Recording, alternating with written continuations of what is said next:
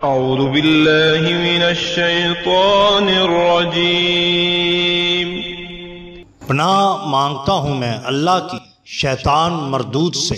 بسم اللہ الرحمن الرحیم۔ شروع اللہ کے نام سے جو بڑا مہربان نہایت رحم والا ہے۔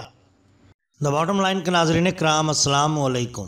محترم ناظرین، ہم اپنی آج کی ویڈیو میں حضرت خواجہ معین الدین چشتی اجمیری رحمت اللہ علیہ اور ایک اسٹیشن ماسٹر جو سادھو بھی تھا پرکاش رام لال کا قصہ آپ کے سامنے پیش کریں گے، جو یقیناً آپ کے لیے دلچسپی کا باعث ہوگا۔ ناظرین کرام، کہا جاتا ہے کہ پنڈت رام لال کی عمر 50 سال تھی۔ وہ اسٹیشن ماسٹر تھا اور کتیال گاؤں سے اسٹیشن 2 کلومیٹر دور تھا اور یہ راول پنڈی سے کوہاٹ جانے والی لائن پر گولڈا شریف کے بعد آتا ہے۔ الہی بخش ڈاک کے تھیلے لے کر مغرب کے بعد اسٹیشن پر چلے جاتا۔ ڈاک کے تھیلے پہنچانے کے لیے رات وہیں گزارنا پڑتی تھی۔ الہی بخش مری کے قریب ایک گدی موڑا شریف کا بیت تھا۔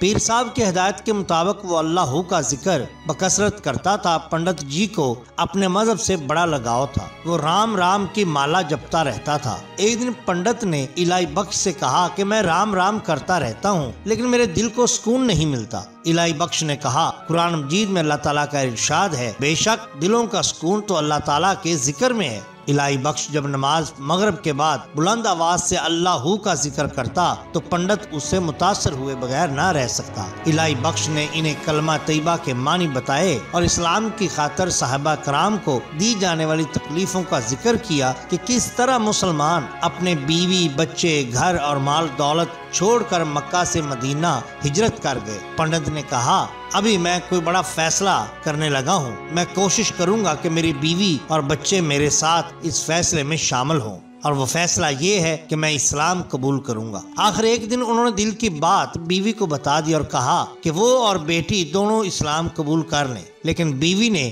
ان کی بات سن کر رونا دھونا شروع کر دیا اور کہا کہ اپنا مذہب چھوڑنے کی غلطی نہ کرنا۔ اگلے روز ان کی بیوی نے اپنے بیٹے کو جو لاہور میں زیر تعلیم تھا بذریعہ ٹیلی گرام بلوایا اور اسے بتایا کہ وہ گوجر خان سے اپنے ماموں کو لے آئے۔ اس نے کہا، اگر آپ نے فیصلہ نہ بدلا تو میں اپنی بہن اور بھانجے بھانجی کو ساتھ لے جاؤں گا۔ پنڈت نے کہا، اگر یہ اسلام قبول نہیں کرتے تو میرا ان کا رشتہ ویسے ہی ختم ہو جائے گا۔ تم انہیں لے جانا چاہو تو لے جاؤ۔ وہ سب پنڈت سے رخصت ہو کر چلے گئے۔ پنڈت نے صرف اپنی بیٹی کے سر پر آخری دفعہ ہاتھ پھیرا اور نمناک آنکھوں سے انہیں رخصت کر دیا۔ اس دن سے پنڈت نے نماز یاد کرنا شروع کر دی اور الہی بخش نے انہیں نماز کا طریقہ سکھا دیا۔ 3 دن بعد جمعہ مبارک تھا، چنانچہ قبول اسلام کے لیے یہ دن مقرر کیا گیا۔ یہ بات گاؤں سے نکل کر ارد گرد کے دیہات میں پھیل گئی کہ کتیال کے جامع مسجد میں ایک ہندو مسلمان بننے جا رہا ہے۔ کتیال کے جس جگہ پر جامع مسجد تھی اس کے ارد گرد ہندوؤں کا قبضہ تھا،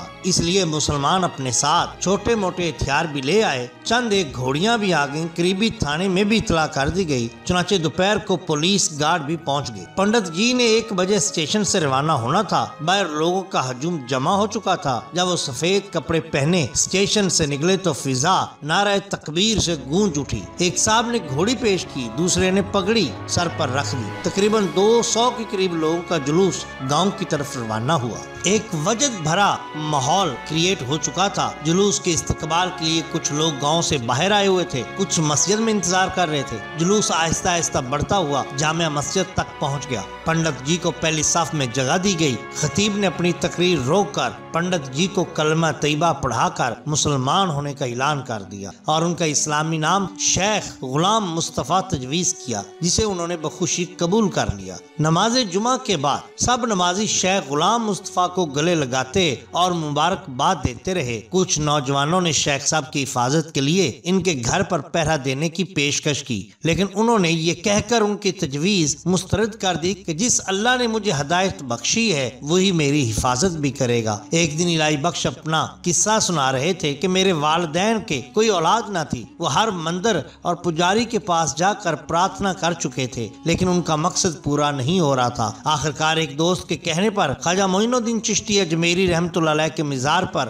حاضری دینے گئے اور دعا کر کے واپس آ گئے۔ رات خواب میں ایک بزرگ کی زیارت ہوئی۔ انہوں نے والد صاحب کو بیٹے کی پیدائش کی خوشخبری دی اور ساتھ ہی کہا کہ ہونے والا بچہ ہمارا ہوگا۔ والد صاحب اس خواب کو کبھی نہ بھولے۔ جب میں ذرا بڑا ہوا تو مجھے اپنے دھرم کی طرف راغب کرنے کی کوشش کی گئی، لیکن شروع سے ہی مذہبی مطالعہ میرا دلچسپ مشغلہ بن گیا۔ کچھ عرصہ بعد میرے والد صاحب فوت ہو گئے۔ میرے دل میں بار بار خواہش ہوتی کہ اجمیر شریف جاؤں اور اس بزرگ کے مزار پر حاضری دوں جس کی برکت سے میں دنیا میں آیا۔ میں اجمیر شریف پہنچا تو وہاں کی دنیا ہی نرالی تھی۔ ہندو، سکھ، مسلمان سب خواجہ جی کے دربار پر حاضری دے رہے تھے اور اپنے اپنے عقیدے کے مطابق دعا مانگ رہے تھے۔ میں جب بھی اجمیر شریف حاضری دیتا ہر دفعہ مجھے اپنے اندر ایک تبدیلی کا احساس ہوتا، جیسے خواجہ جی مسلسل مجھے اپنی طرف کھینچ رہے ہیں۔ وقت گزرنے کے ساتھ ساتھ میں کتیال اسٹیشن پر آ گیا اور 1 سال کے اندر ہی مشرفہ بہ اسلام ہوا۔ اس کے بعد شیخ غلام مصطفیٰ نے سروس سے ریٹائرڈ ہو کر کتیال گاؤں میں ہی رہائش اختیار کر لی۔ مسجد میں آپ نے قرآن مجید پڑھ لیا۔ پینشن کی جو رقم ملی وہ دینی طالب علموں پر خرچ کر دیتے۔ 3 سال بعد کچھ دن بیمار رہ کر اس جہان فانی سے کوچ کر گئے۔ ایک صاحب دل نے آپ کی قبر پختہ قرار کر ان کا نام اس کے اوپر لکھوا دیا، غلام مصطفیٰ۔ سبحان اللہ۔ ناظرین، یہ شان ہوتی ہے اولیاء اللہ کی۔ اگر آپ کو ہماری یہ ویڈیو پسند آئی ہو تو لائک کیجئے، سبسکرائب کیجئے ہمارے چینل دا باٹم لائن کو، تاکہ ہم آپ کے لیے اور بھی بہترین ویڈیوز لا سکیں۔ اپنے دوستوں کا، گرد و نواح کے لوگوں کا بہت خیال رکھیے۔ اللہ اور اللہ کے رسول صلی اللہ علیہ وسلم سے بہت محبت کیجئے۔ آپ کا بے حد شکریہ۔ اللہ حافظ۔